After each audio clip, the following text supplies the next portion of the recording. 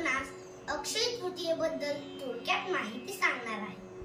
अक्षय तृतीया, वैशाख शुद्ध तृतीयेला अक्षय तृतीया असेही म्हणतात। हा मुहूर्त 3.5 मुहूर्तांपैकी एक आहे। या दिवशी तीर्थस्नान, दान, होम, जप व पितरांचे तर्पण करतात।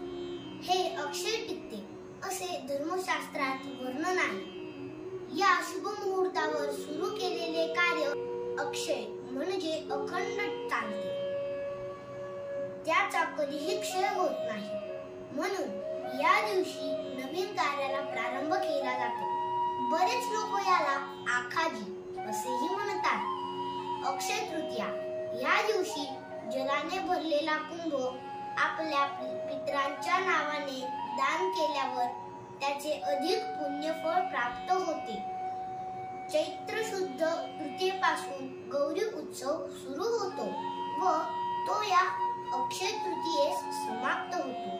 महिला एकमेकींच्या घरी जाऊन हळदी कुंकू घेतात। अक्षय तृतीया हा दिवस श्री परशुराम जन्मोत्सव या नावाने देखील ओळखला जातो। आपणा सर्वांना अक्षय तृतीयाच्या अक्षय शुभेच्छा। शुभम भवतु।